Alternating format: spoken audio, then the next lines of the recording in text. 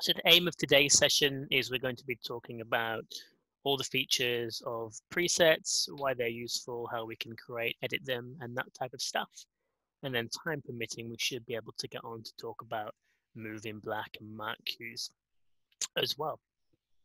So let's get into it. I guess to begin with, I'd just like to explain what presets are and why they're useful in programming. So you can think of a preset as a template for programming to help speed things up. In this show file here, I've actually got some pre-made for various positions and colors. For example, if I select my spots here, turn them on, I can just click the singer position or the band or any of the other positions that I've already preset. So I don't have to keep repeating the time-consuming method of manually positioning all my lights on my singer at the same time. So that's kind of option number one. It speeds up programming. But the main use is it's a reference point for cues. So for example, let's just take a stage look here. And let's store this as list one Q1. And then I'll change the position in Q number 2 to the band. And then we'll go back to the singer in Q number 3 again. This is my cue list. So let's just play this back. Cue number 1 on the singer, then it moves to the band in cue number 2, and then comes back to the singer in cue number 3. The way I stored these is I applied the preset first, so it's actually stored that reference point into the cue. So what does this mean? Well, it means that if we change the position of these fixtures, let's just go over here for argument's sake, and to update a preset, I'll come back and explain this in more detail later. But you just right click it and press update. So we're updating this new reference point, which means if I clear my programmer and play but my cues again, it's automatically updated all of these cues before. So cue number 2 is the band, and cue number 3 and 1 is this new position. So it can offer a real quick way of updating numerous cues all at once. So that's why we use them. I'm just going to press undo a couple of times just to change that back to my singer value. Let's just check that. Yep, we're good. Although actually, I've just changed my mind and we'll just delete these presets for now. Just so we can talk about how to create these from the beginning. Cool, so I now have no presets. I'm going to start using these two fixtures here. We'll just turn these on. We'll change the zoom down. We'll position them forwards and we'll put them in the color yellow. So we've got intensity, position, color, and beam on this look just here. To create a preset, the easiest way to do it is to find the presets component, and you can right click in this box and press create new preset from the contextual menu. This option can also be found in a number of other places around the software, namely the components tab or on some of the soft keys as well up here. But personally, I like to just use the right click. I find it easier. If you press any one of these, the create new preset window pops up. We can give it a name in the middle. So I'm just going to call this yellow at the front of my stage. And the software's worked out what features are in use right now. We've got the same feature masks using the same icons that are found up here in the feature. So we've got intensity, position, color, gobo, beam, miscellaneous. This will be advanced that we'll get to a little bit later on. The arrows here just provide a quick way of deselecting and selecting all of these features. By default, we don't store intensity in presets. It's not typically something you want to do, but you can choose to add that in if you wish. But in this example, I'll just choose intensity, position, color, and beam. When we store preset events in Vista, we can actually store up to 3 things, and it's important to understand that when you apply a preset, the Vista software actually looks at a hierarchy of what values are stored in that. And the 3 kind of points that are in there is something called global values, fixture type values, and individual fixture events, which I'll explain now.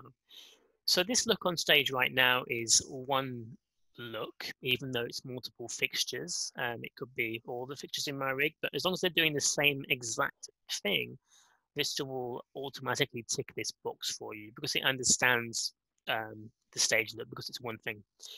Create global values. And if this box is ticked, what it means is that once you've stored this preset, you'll be able to apply this to any other fixture type in your show. So let's just take a look at that. We've got yellow front. So if I clear my programmer, and now I can select all of the fixtures in my show, turn on the intensity, I didn't store this, and then just click the preset to apply it, you can see that all fixtures go to that same look, which is full intensity, yellow forwards with the zoom down. So you can see that on my WYSIWYG stage just here. If we do another example, I'll take these next 2 spots here. We'll do cyan different this time, like this. We'll right click, we'll create a new preset, and we'll call this cyan at the front. This time I'll untick global values just to demonstrate the second tick box, which is fixture type values. And if this box is ticked, it means that these values can only be applied to the same make and model of fixture. In this example, it's only the Viper spots. So if we take a look at this, if I select different fixtures, we'll note that we can apply this to these fixtures. But if I try and apply it to other fixtures, this option is grayed out because it doesn't contain information for those. I'd have to add that in manually if I wanted to do that. So let's say that I copy and paste this to these beams just here. Let's say I adjust the position to match as well. So if I want to update these into this, I could right click and press update preset. Then the update preset window pops up and I can choose to be storing this information into here as well. So now that when we apply this to these fixtures, they come back to this information as well.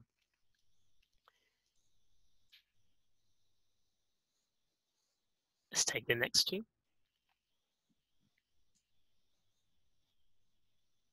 We'll go up in the air this time. So the last option when we create this preset is none of these boxes ticked. And if none of these boxes are ticked, we're only creating preset information for the selected fixtures that we're storing right now. So in this example, it would only be just these 2.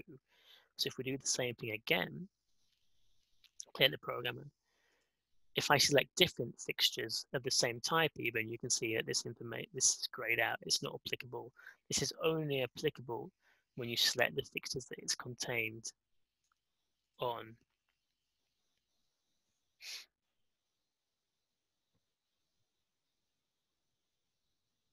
It's also important to mention that even when you're storing global and fixture type information, if I go back to my first example of these 2, we've actually stored 3 things in here. We've stored the individual information and the global information as well. And I can demonstrate this a little bit further. Let's just make this green and red. And if I update this preset with the update function, I'm updating the values for these 2 just here. So if I show you this, if I just click the yellow front preset, these 2 go into their individual fixture events, but the rest of the preset will be referencing the global information, which all go yellow. Like I said, this is hierarchy in control here. Just like we can edit things like Q lists and extracts in the timeline, we can actually do the same thing with presets. So if I right click this preset and press edit, what we see here is we see the individual fixture information for these 2 fixtures, which is the position the color, and the beam. But the additional thing is that global value at the top, which if you pop this down, this will show you the global preset that will be applied for all fixtures outside of this individual fixture preset information.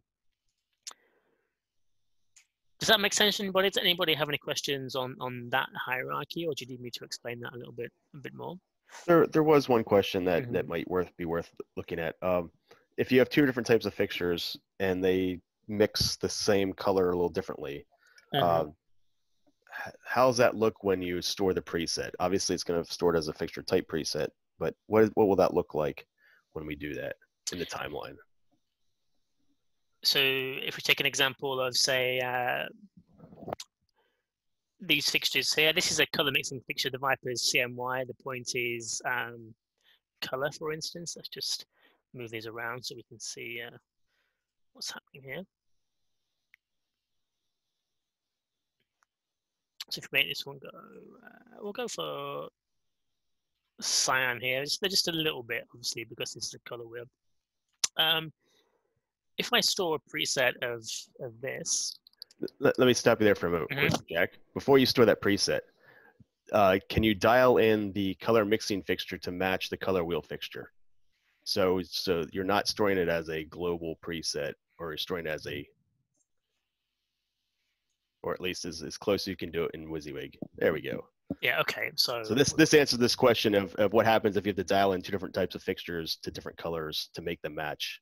Which is typically what you do, right? So you'd manually program all your fixtures to be the same color match in the programmer, which is what we've done just here for these two.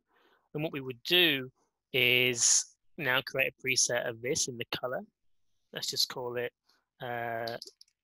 cyan match. We want to store the color.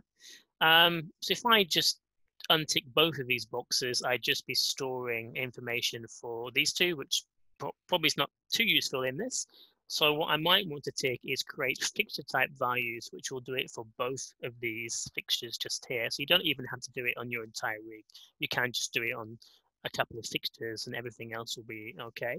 So if we now click OK, here it is.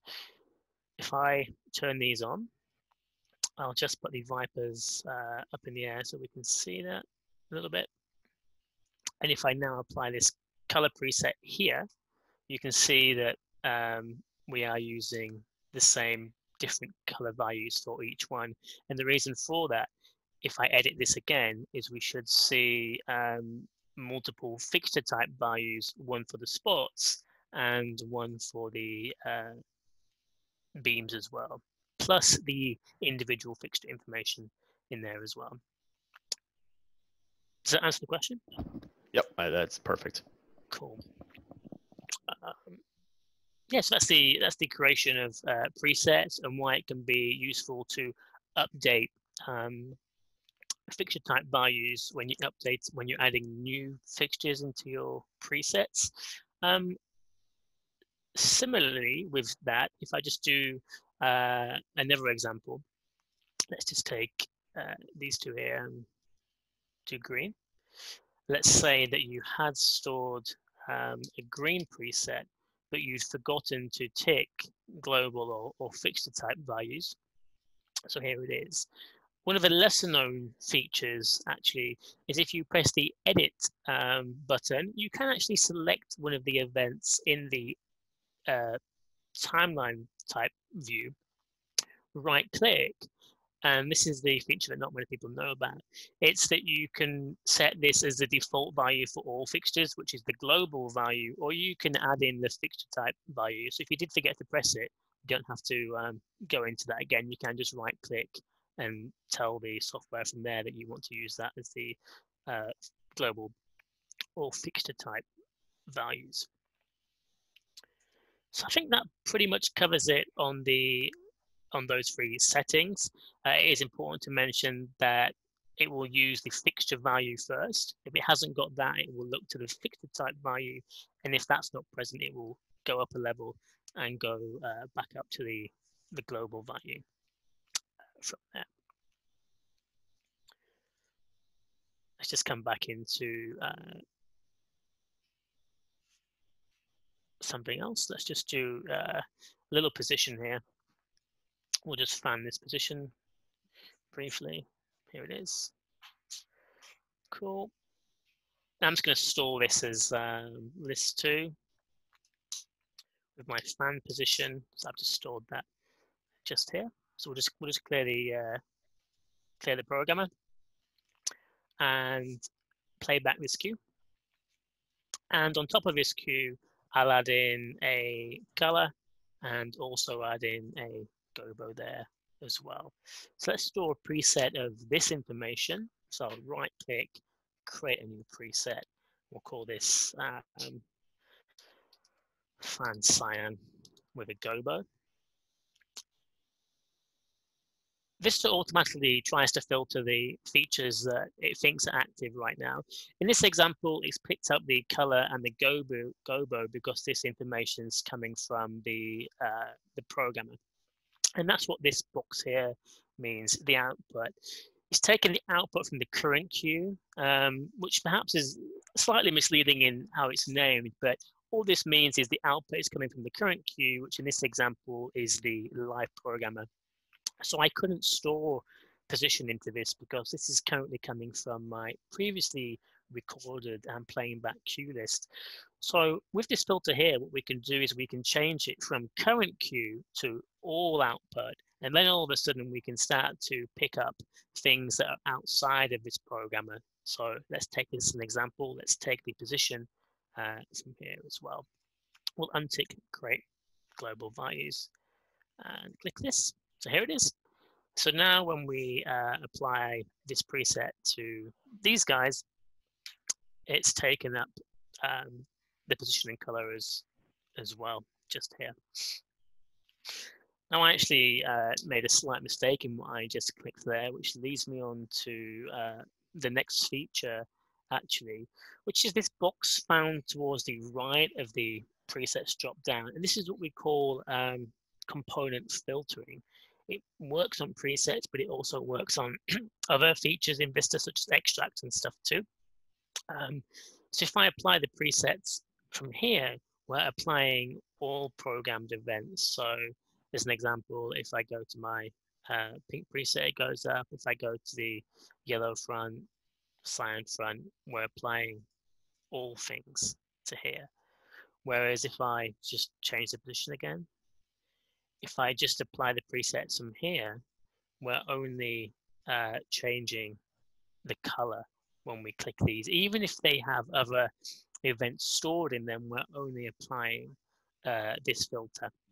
And its preset filtering is on by default, but you can turn it off in the user preferences if you don't like it, but it is on by default, and arguably a good feature, because what that means is you can quickly store something and just filter the stuff out. So if I do another example here, let's just take these two lights. We'll cross these, make it go red. And if I just copy and paste that to all of these fixtures and call it red X, just depending on where you now apply this preset from, I can take the yellow front position or the red cross position and pick and choose what I want to apply. So it's a useful feature. Just jumping back into the create new preset window again. There's a few more things that we can talk about in here. If I just make another example, let's just zoom this out. And we'll also add some iris in there as well, just for demonstration purposes. So if I'm toggling on and off the beam in this example, what I would be doing is I would be telling it to store all beam features, which in this example is iris and zoom. But sometimes you might want to specifically choose a certain channel of that beam feature. And the way that we do that is we press the ... and this opens up this feature filter. So unticking the beam or any of the other features is just the same as me globally unticking this feature here. But the advantage in opening up this window is that we can go down to individual channels and parameters of this beam feature. So if I wanted to just store the iris value in this particular, from this particular stage look into this preset, you can go to that amount of detail if you want to.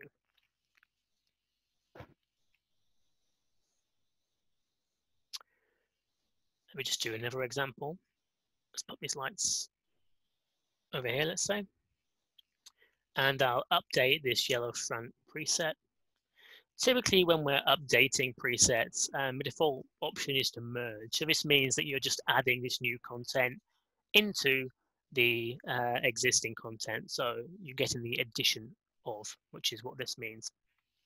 Another option here is to completely replace what was there before with this new information. So if I demonstrate this and replace this entire preset with just this, if I clear my programmer and now try that and apply that to all my fixtures, I'm just getting the global value that was stored in here. So it's completely overwritten what was there before.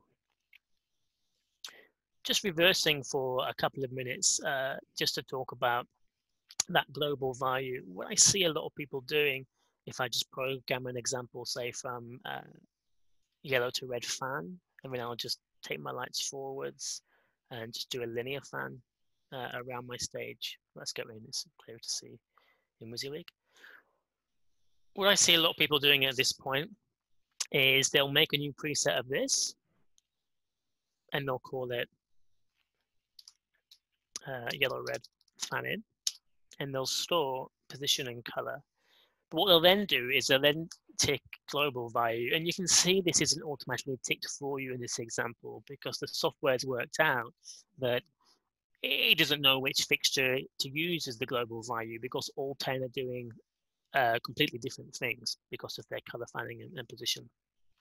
So if you were to actually manually add in the global value of this, what you would be doing is you would be just storing the first fixture's global value into this. So it's kind of this yellow one coming into the right.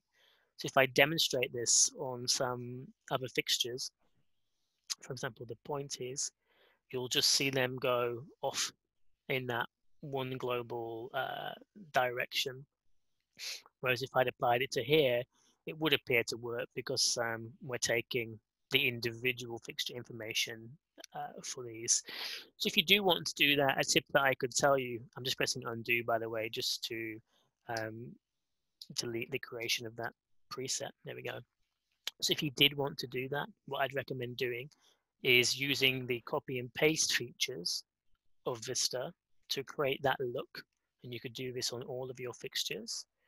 And then once you have that look on all of your fixtures, then you can create the individual preset for all of this, and then that would work as you would expect, like such. So I'm just going to open up my show file that I had before. Just when we started this, let's load this. So this should load all of my presets that I'd already made before. Let's just do a quick example. Let's put these fixtures roughly on the singer, just like this. We'll make it go yellow and red. If I copy and paste this stage look to different fixtures, this doesn't use presets. What we find is the stage look just goes off to copy this look, which should be moving towards stage left, which is correct. Whereas if we'd reference the preset, then we copy and paste this to different fixtures. When we paste, if the option is there to reference, it will come to that reference point. So that's the top tip that I'd recommend when you're starting to program or create a new show file. If you make sure that all of your fixtures contain events for the core base looks in your show, for example, singer, up in the air, band members, all my fixtures have these same events programmed for them, then doesn't matter what you're doing creatively. For example, you could decide that you want these to be on the Singer in cyan, and then cut that from there and paste that to different fixtures. It means that the workflow is much improved because you're referencing these presets. So I think that pretty much covers it in terms of programming presets on fixtures. There are a couple of more features that we use that we call that have their own presets. One of them is called the home preset, which is a fixture, so it's a show file default value. So if I do another example, let's put the lights in yellow on my band position. If I update my home preset, we do that, by the way, by right-clicking, coming down to home and pressing update. So we get the same update window as before, but we can then choose the features. So let's take position and color. What happens now is if we just change this, when we now clear our program and the lights don't go back to their fixture defaults, it would typically be open white and straight down, but they return to our actual default value of whatever we set in there. So you can see that you can edit this in much the same way as well. So if you did want to delete or change something, you can do that. That's actually not something that I mentioned in editing the actual presets themselves. If you want to delete something from a preset, you have to edit it to open it in this view, select the events, and then you can right-click or press delete on the keyboard to remove that. So this can be a useful feature if you're working live in busking situations, or it can offer a quick get out of jail free card if the fixture profile is not quite right, and maybe you need to default a certain channel to a certain value. You can use that. To reset the home value, you come back into the right click, press home and press reset. Upon doing so, the fixtures will then be using their fixture personality default value. It's important to mention that if you do want to use this home preset value when clearing the programmer, that's actually a user preference in the general tab here. It's use home preset when clearing fixtures or features. I'll just show you what happens if this isn't ticked. So let's just do that same example again. Let's put the lights in the band in yellow, and we'll update the home preset once again. So what happens if this option isn't ticked? When you press clear, the lights will return to their fixture profile default values, which is open, white, and straight down. However, if you were to manually press the home button at the top here in the function key toolbar or anywhere else where you see the home, then it's when these fixtures will go back to that home preset value. So that's just what that means when you're in the user preferences. But let's reset that once again. So let's turn the lights on, we'll put them forwards. I'll just take the zoom down so you can see what's happening in this next example, and we'll put the fixtures in red. The next thing that I want to talk about is the highlight and low light preset. So the highlight function is up here on F4 by default. And what happens is all selected fixtures go to their highlight value, which by default is full intensity, and the color white if it's a color mixing fixture, which basically means that when you click fixtures, they'll go to this highlight value. So that's the highlight preset. Typically, personally, I don't find myself changing that highlight value too often. But what I do use is the low light preset. And the low light preset is anything that's not selected when you're using the next and last keys on your console or keyboard. I'll just demonstrate this. By the way, the default low light preset is nothing. It's blank. You'd have to program this yourself if you want to use it. What I mean by blank is that when you're stepping down your fixture selections, the low light fixtures aren't doing anything. They're just changing as they're programmed. This will make more sense if I actually demonstrate it. So let's go for the color blue, and I'll change the intensity to be 50% for this. And just like we did with the home preset, we see the low light value just here as well. So if we go to low light and press update, we can then choose some features we want to update. And I'm going to go for intensity and color. I don't need to do any of the other features. So it's 50% blue. So let's just change this. So now let's pretend we're programming our stage look, and the stage look that I want eventually is 100% red. If I turn on highlight, all the selected pictures go to the highlight preset, but now as I go down with my left and right keys, you can see that all of the deselected fixtures in red are using that low light preset. So I can now clearly see what I'm doing on stage, because 50% blue. And as soon as I finish with this feature, I just need to click away from my fixture selection, and the lights will then return to their program value that I actually want to use, which is 100% red. So I think that pretty much concludes the preset section of this webinar. Any questions on the chat there, Ben? There was something about applying presets without fixtures selected. Couple of things with that. It's a good question. So what happens? And also you might want to show that you still have highlight enabled, because that's a dangerous one too. Yeah, I mean, it doesn't turn off if you don't tell it to. So as here, if I just click away and select stuff, you could be programming things, and it's not necessarily storing what you think you're storing. For example, if I put the lights here in blue on the singer and store this using store part, it's not actually storing intensity because I haven't programmed that in there. So it's just something to watch out for.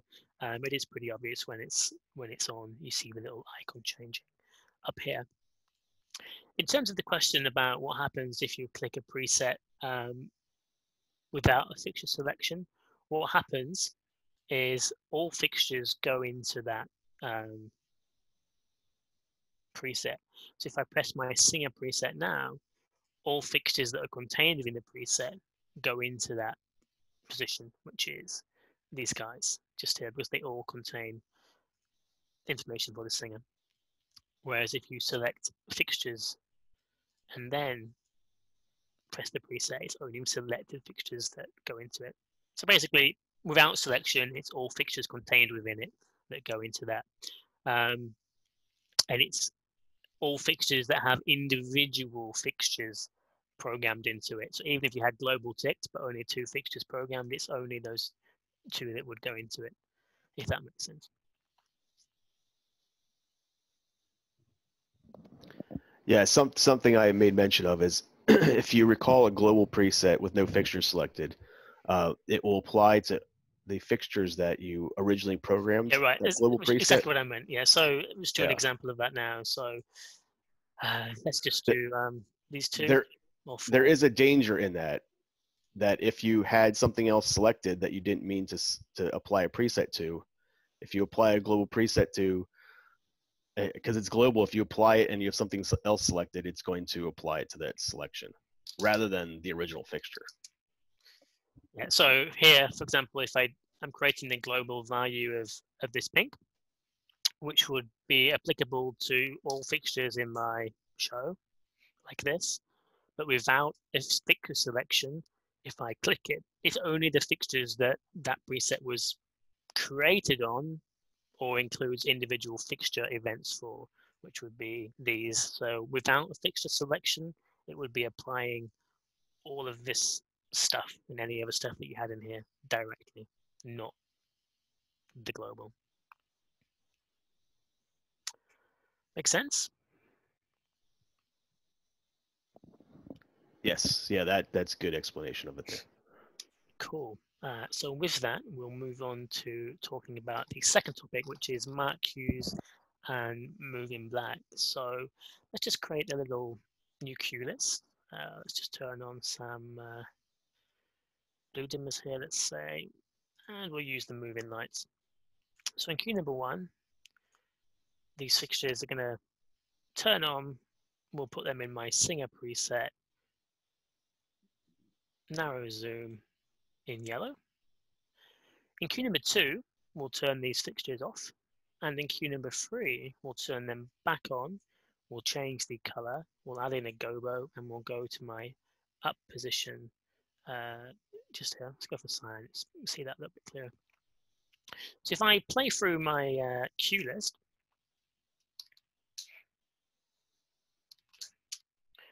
this is queue number 1. In queue number 2, the lights fade off. And in queue number 3, they fade back up to 100%, change position, and change color. So therefore, we see that move up in the air. Of course, sometimes that's desirable, but sometimes it's also not desirable. You may just want the lights to fade up in position up in the air. So we can use the moving black mark feature to do that. The easiest way that I'll explain in this webinar is from within the live edit. So we actually see the queue list tab open here, and we're taking a look at queue number 3. To mark the queue, what we do is we right-click the queue where the movement's contained in. In this case, it's queue number 3. So we right-click and come down to Mark Queue, brackets moving black, or Control-M is the shortcut for that on the keyboard. So it pops up the moving black window, and the default action is to put the movement into the queue before, in this case, queue number 2. You can also see some feature mask and selection, but I'll come back to that in a second. To begin with, I just want to demonstrate the feature. So we click OK. We see a couple of little symbols up here in the queue tiles. We've got the mark here, and we've got the moving black. So this actually tells you where the movement is physically going to happen. This is telling you just a mark of this queue. So if we just take a look at the playback. When I play back this queue, if you take a look at the fixture chooser icons here, we'll show you what the fixtures are actually doing. So what's going to happen now in Q2 is the lights fade down in 2 seconds, but once they've hit 0, we now see them moving and changing color in 2 seconds. And then we halt, ready for me to press play manually on queue number 3. So when I press play on queue number 3, we now fade up, and we're already in that cyan position, that gobo on those fixtures. So that's done. The advantage of working in this way is if we make some edits or anything like that, we don't have to manually program anything. So it saves a lot of time. So for example, if we go to pink and change the position and whatever else we need to do, we don't have to update anything else. The console is going to handle this for us. So if we do the same example again, Q2, the lights fade out in 2 seconds, but now they'll move to the band position in the magenta color. So we don't have to continually edit and update loads of cues. The console is going to handle that for us. So I'm going to press Control-Z a couple of times and undo that and just go all the way back to before I applied the moving black action. So in that example, the movement happened at the end of the fade out in queue number 2. When doing that, we have no control over the time it takes for those lights to move into their new look in queue number 3. It simply uses the Q2, the previous queue's timing. So in that example, it was 2 seconds fading out. So therefore, it was also 2 seconds moving to the new look. And that's some options here that are available to us when we create the moving black. So before we placed it in the queue before, but we can tell it to insert a new moving black queue. So this would actually going to create queue number 2.5 for me. So advantages in doing it this way is that you can give it a new name, and you can also increase or decrease the timing for this move. So if you're doing a theatrical performance, you might want to increase that time so it's not loud, for example, or if you're doing a sort of rock and roll gig, you might want to get that there as soon as possible, because the time between cues might be quite short. But let's go for 5 seconds in this example. You can see it sets auto follow on the cue action. So if I show you this, here's the new cue that we've just programmed, and we'll just go back to the beginning again. So what happens now is the lights fade out in 2 seconds, and then immediately will auto follow with that movement in 5 seconds, and then halt again, ready for me to press play on cue number 3. So in terms of the audience perspective, the stage look is exactly the same. It looks the same to them. It's just programmed slightly differently. Another advantage in using additional cues is if you are watching the cue display back in the playback view, you can see it here. You know, the lights are moving in black. You can see the progress. It's then going to stop and wait for you to manually press play on cue number 3 once again. So if we do another example, what can I do in here?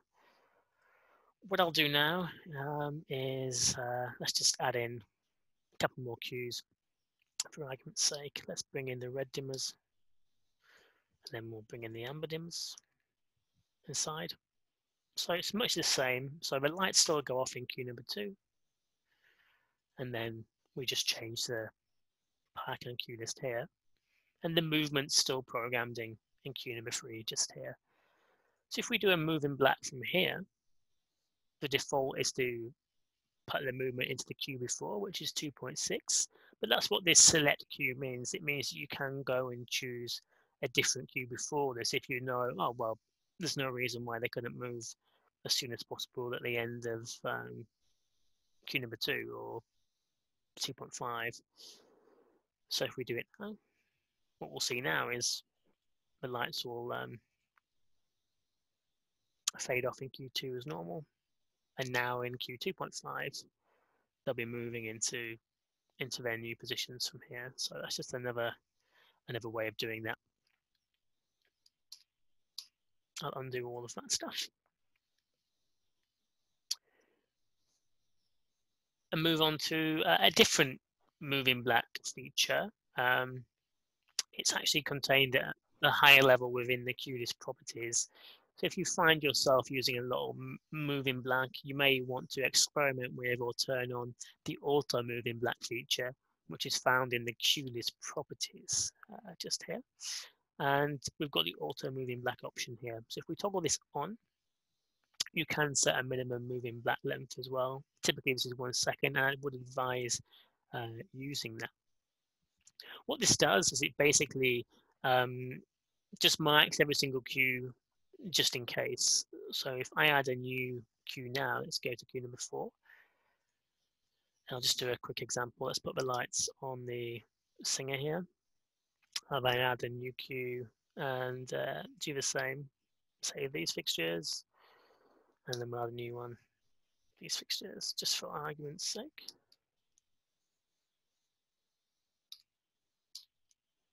There we go. So if I just zoom in on these guys, when you play the cue before, you can see that these lights are automatically getting themselves in position, ready to fade up in cue number 4, and then these lights get themselves in position. So this just saves yourself doing it. Using the auto move in black features, Vista is just marking all cues just in case, and the movement will always be found in the cue before. So let's just go back an example, and let's use this example here in this cue.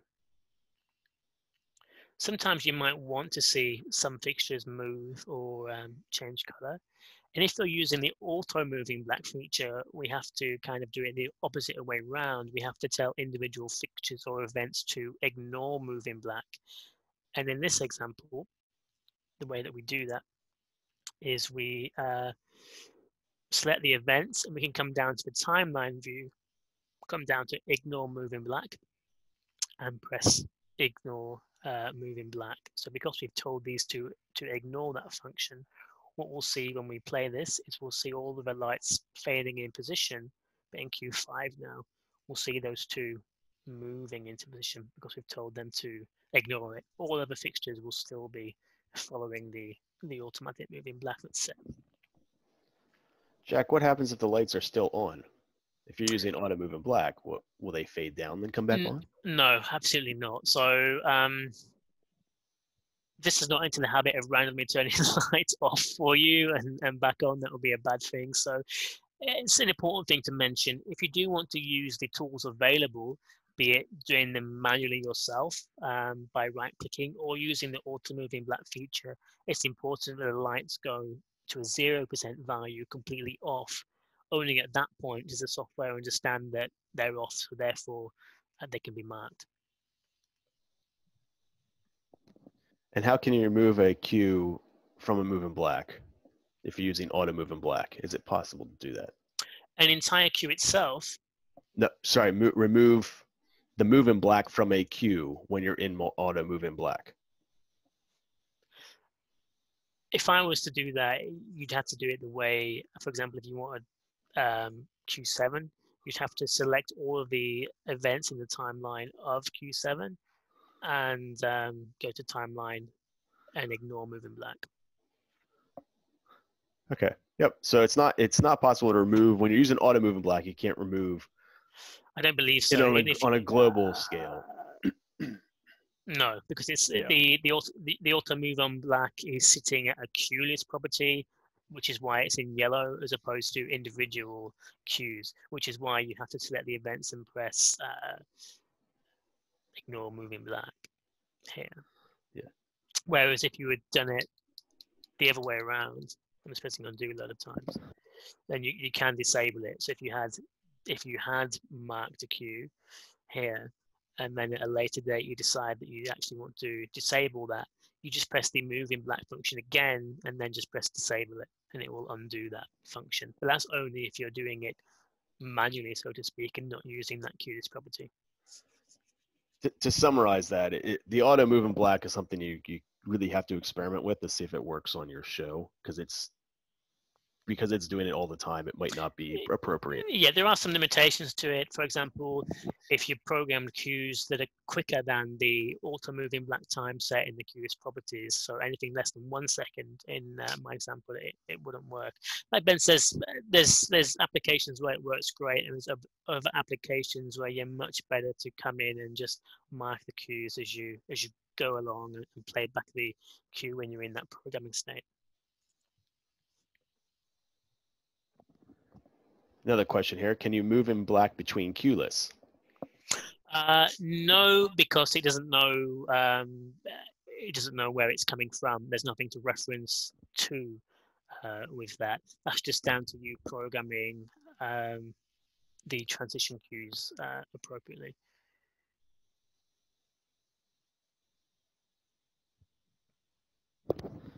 There was another question in here about saving these settings as a default show setting. Which settings?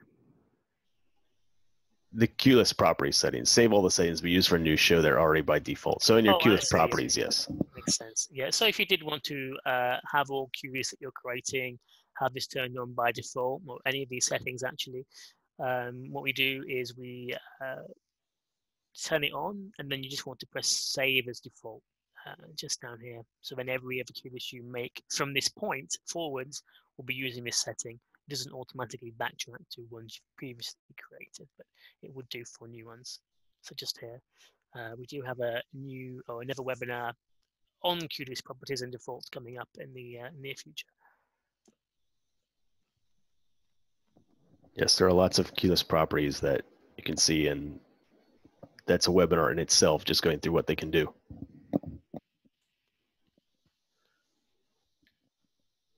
Aren't any other questions right now?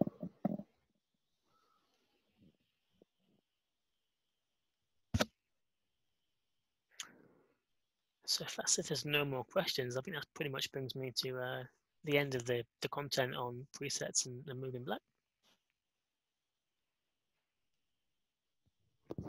Give everyone a last call for questions if there's anything else you got pertaining to moving black and presets and what we've done here today.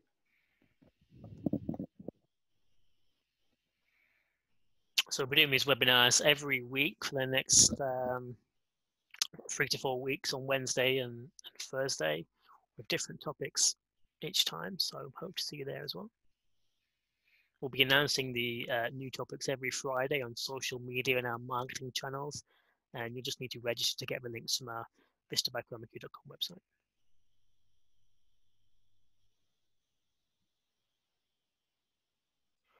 Just seeing your Stephen there about the transition. Yeah, I mean, it's just all about creating initial cues or stage states to move from so that your lights are not fading to their new position on an LTP basis. We will be covering that in a webinar, which I think is probably going to be next week, actually. So next Thursday, I think I'm going to be doing a webinar on working live, in live events, music, and I plan to do a demonstration on how to get clean transitions from one list to the next. What do you call a preset edit? We call it just a preset edit.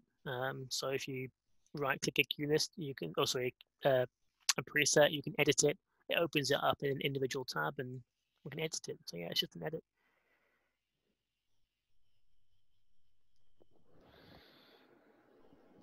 There was a question earlier about highlight and low light and what they are for programming. Yeah, I'm just seeing that I pulled up the chat window. So, I mean, it's they're not a replacement for programming presets here. Highlight and low light presets, we call them a preset just to give you the option to be able to update them and customize it, but they're not actually a preset in terms of programming presets. We just call them that so you can edit them and customize them to your own preference. For example, if I'm using the singer preset here and I want my lights to be yellow on this, the highlight preset just gives me a really nice way of being able to maybe adjust this if I need to adjust the preset. It's just that it gives me a better way of seeing what's happening on stage without messing up the end stage state that I actually want to program in the end.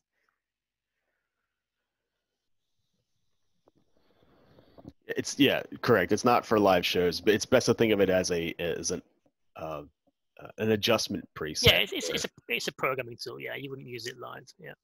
Another thing you could add into the highlight or low light preset, particularly the highlight preset, is maybe iris zoom closed all the way and zoomed in tight. So if you're trying to hit a specific point, you can make it very tight.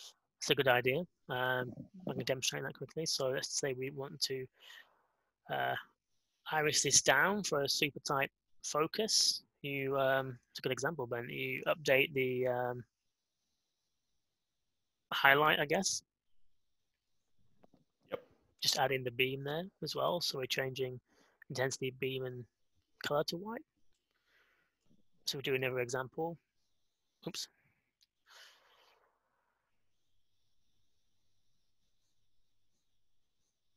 The highlight's still on. There you go. Let's go green. Yes, gotta watch that highlight. Make sure it's turned off. Yeah, exactly. So now if you do want to quickly program this, we just turn on the highlight and go, right, we want to make sure that we focus directly on this edge here. It's nice and clear. Click away, and it goes back to the exact state that we want. So good example, man.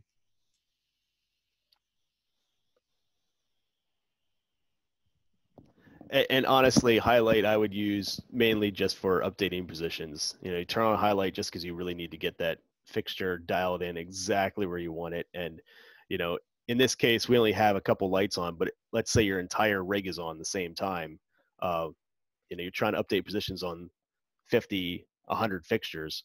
Turning on highlight lets you turn everything else to a dark color and then dial each light in one at a time. And you can bounce between them very quickly by using the arrow keys, which is very handy. In this example, we're only using the Viper fixtures, but you can do that beam on any of the fixtures. So, or at least anything that has that parameter.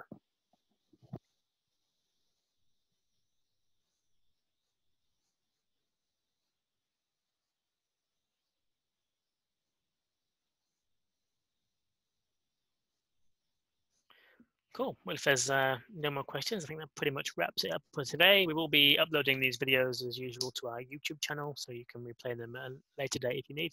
And thanks once again for joining, and we'll see you on the next one. Thanks, everybody.